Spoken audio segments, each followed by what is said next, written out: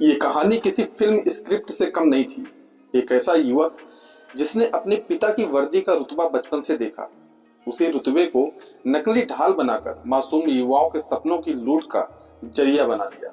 ये कहानी है उन्नाव के संजय की, जो फर्जी दरोगा बनकर कानपुर और लखनऊ में भर्ती परीक्षा के नाम पर ठगी का जाल बुनता रहा। उन्नाव जिले के दोस्ती नगर मोहल्ले में रहने वाले रंजीत सिंह पुलिस विभाग में दरोगा थे। काली मिट्टी पुलिस ट्रेनिंग में उनकी तैनाती रही। घर में अक्सर बड़े बड़े अधिकारी, स्थानीय नेता और रसूखदार लोग आते जाते थे। संजय बचपन से ये सब देखता रहा। दरवाजे पर खड़ी गाड़ियां, सलाम ठोकते लोग और पापा की वर्दी में अलग ही चमक।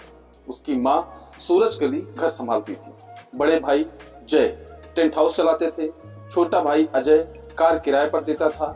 घर में i20 स्कॉर्पियो और आर्टिगा जैसी गाड़ियां थी। बाहर से सब कुछ एक संपन्न परिवार जैसा दिखता था। अक्सर आईने के सामने खड़े होकर संजय पिता की टोपी पहनने की कल्पना करता। उसे लगता था एक दिन वो भी दरोगा बनेगा। 2007 में संजय ने बीघापुर के कॉलेज से बीए सेकेंड ईयर तक पढ़ाई की, फिर पढ़ाई छोड़ दी। यूपी पुलिस भर्ती की तैयारी का सपना धीरे धीरे धुंधला पड़ गया।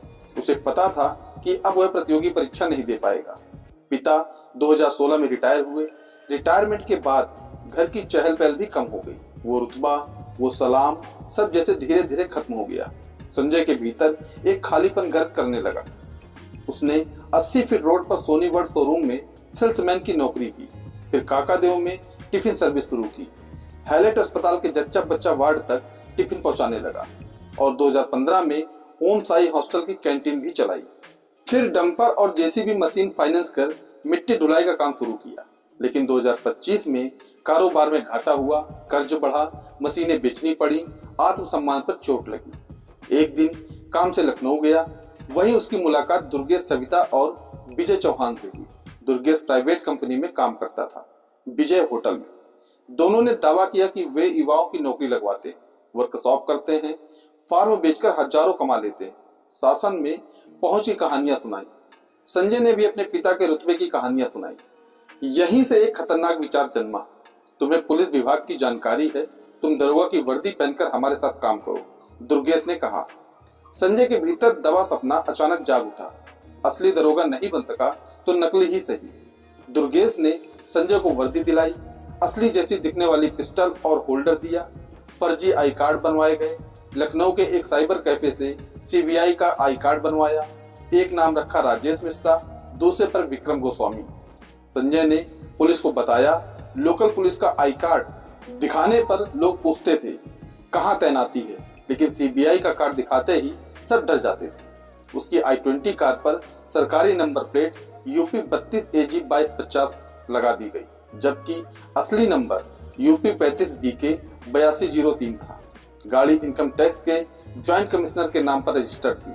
साथ ही मुख्यमंत्री के पूर्व सलाहकार अवनीश अवस्थी के लेटर पैड और सचिव आवास विकास की मुहर जैसे दस्तावेज भी जुटाए गए। ये लोग खाली समय में प्राइवेट कॉलेज के कैंपस किराए पर लेते, वहां युवाओं को बुलाकर भर्ती परीक्षा आयोजित करते। पहले फॉर्म के नाम पर फीस लेते, फिर तैयारी के नाम पर, फिर नौकरी पक्की करने के लिए रिश्वत। संजय वर्दी में आता, सीना चौड़ा, आवाज कड़क, कहता हम सीधे ऊपर तक बात कर सकते हैं। कानपुर शहर और देहात के 3 युवक सामने आए। उनसे 7-8 लाख रुपए ठगे गए, लेकिन पुलिस को शक है कि पीड़ितों की संख्या इससे ज्यादा हो सकती है। संजय खुद को सीबीआई अधिकारी बताकर कुछ जगह छापेमारी भी कर चुका था। जब इंस्पेक्टर ने पूछा कहां कहां छापा मारा, संजय खामोश हो गया। उसकी चुप्पी बहुत कुछ कह रही थी। डीसीपी सेंट्रल अतुल श्रीवास्तव को सूचना मिली कि एक व्यक्ति पुलिस वर्दी में घूम रहा है जो संदिग्ध है। अनवरगंज पुलिस ने उसे पकड़ा। तलाशी में फर्जी pistol, I card, letter pad और मोहरे मिली। जांच की जिम्मेदारी दरोगा राहुल शुक्ला को सौंपी गई। एसीपी अनवरगंज अभिषेक राहुल ने बताया, संजय कई सवालों के जवाब नहीं दे रहा है। दुर्गेश और विजय की तलाश जारी है। जब संजय ने पूछताछ में पिता का जिक्र किया तो रिटायर्ड दरोगा रंजीत सिंह को भी बुलाया गया।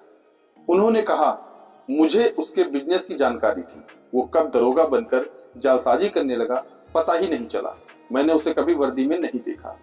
एक पिता के लिए यह क्षण किसी सजा से कम नहीं था। संजय के भीतर असफलता का दर्द था। उसने पिता की पहचान को अपनी पहचान बनाने की कोशिश की।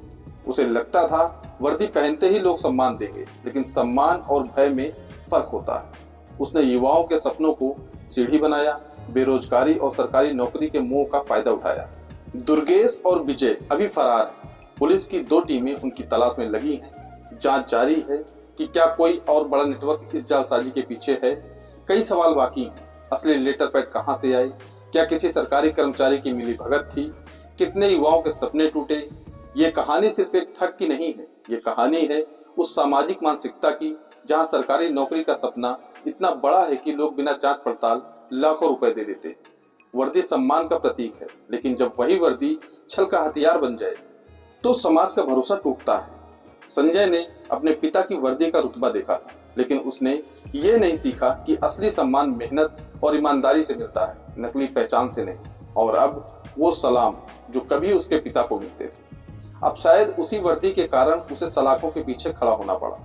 तो दोस्तों, इस कहानी को सुनाने का उद्देश्य आपका दिल दुखाना नहीं है, आपको परेशान करना नहीं है, बल्कि आपको जागरूक करना है और सचेत करना है। इस वीडियो में अपना कीमती समय देने के लिए आपका बहुत बहुत धन्यवाद। आप जहां भी रहें, सतर्क रहें, स्वस्थ रहें और सुरक्षित रहें। मिलते हैं फिर किसी नई वीडियो में नई कहानी के साथ। जय हिंद, जय भारत।